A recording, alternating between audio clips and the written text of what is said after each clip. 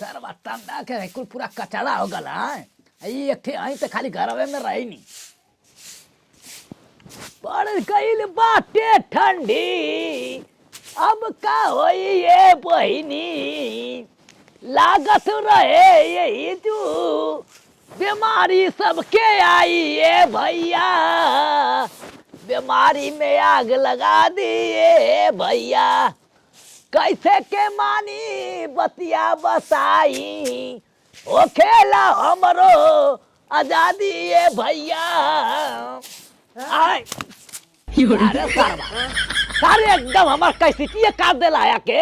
है एक गुंगा भैया का घुमत हवा खाली घूम घूम के आवत हवा सार तब ले एक नंबर का गाना रिपीट करता नहीं तब ले आके काट देला का ए करत मेरे नचबे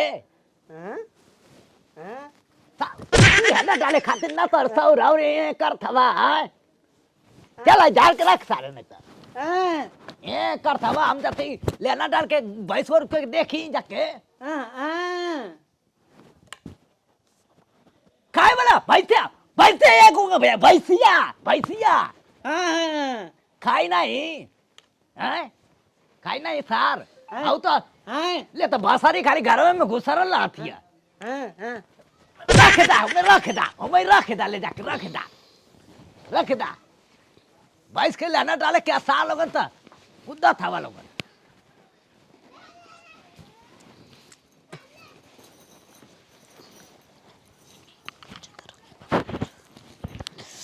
बला में गैला झरिया पहुँचल की ना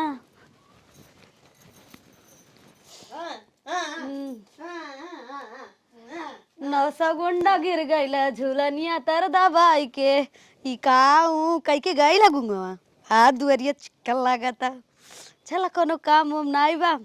अस्थिला सुतबे करब का करे के बा जा रहे अपन ला ला ला नाना घर आ गईली नाना नाना हो ना दिखत बाड़न नाना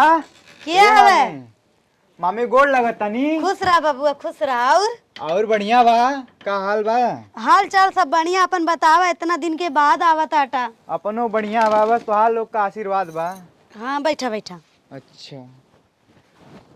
बैठा पानी वानी लेके आवत है ठीक है लेके आवो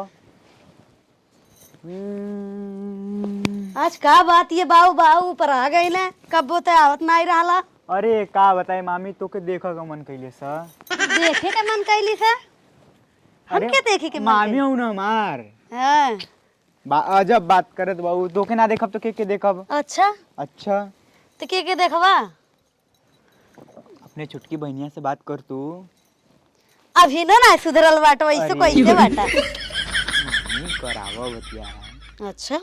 ना करीबू बात करबा अब तो ओकर शादी वादी हो गई अपने घरे चल गई तब एक के सहेली वाली बहन उनकर हाँ हाँ घबरा नहीं तोहार हम बियाह करवा देबे ठीक है तब करावा जल्दी और का हाल चाल और कैसे दीदी उदी बानी दीदी तो बढ़िया बानी और घर पे भी सब बढ़िया बा एठिन नाना माना दिखत बान कहूँ गाइल होइया अभी न गईला आँख वो कान कौन है और गईला वो कान कौन है और गईला है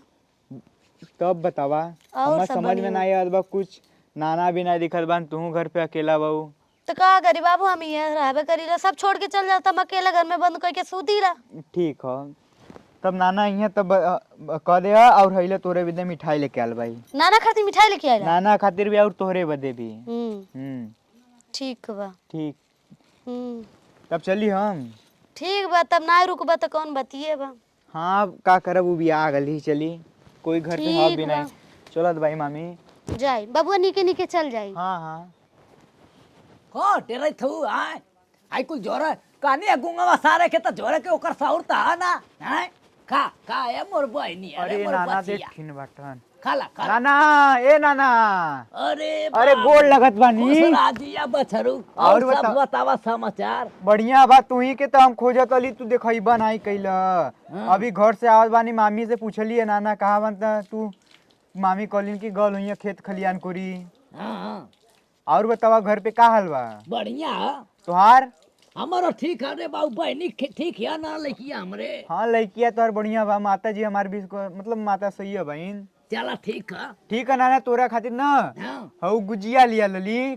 मामी के दे लिया खा लिया। गोझिया लिया लबा। हाँ अच्छे अच्छे ठीक है तब नाना हम चलत है ना। घरे जात बा। हाँ घरे जाते ही। ठीक है हीरा जा आराम से जाइया। ठीक है नाना चलत ही गोड़ लगता नहीं। खुश रहा बच्चा जा आराम से जाइया। ठीक है नाना हम चलत नहीं। मिठाई ले आला हमार बहने बताओ हमार नाती मिठाई लेके आला हैं ई त खात होई तब तक देखे के पड़। दादा बबुआ मिठाई लेके आइल बाटे बड़ा निमन बा कौन टेंशन नहीं बैठ के खाए के बा एंजॉय के बा अन्ना रसादार मिठाई बा आहा आज पहली बार बुढ़वा लावला अकेला घूर ढारला मैं देवे ना करत हमार नाती मिठाई लेके आला हैं का रखला हो क्या रखला तला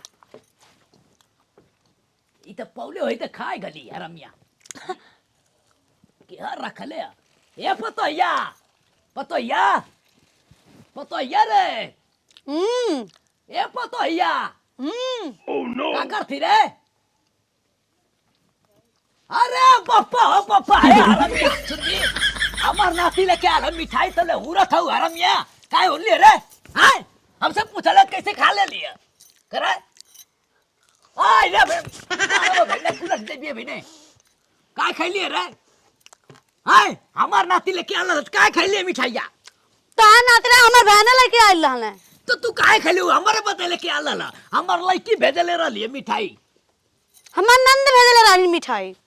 नंदी हां बकुर बकुर खात हऊ हरमियो हां मोड़ो खा खा हटाओ पहले काय खैली रे हमार मिठाई हां काय खैली रे बहन अगर लेके आवला अपना ही भर हुरला काय खैली रे अपना ही भर हुरला हम ये मैया खाए के मारे रखा भगवान मरबी रे मरबी रे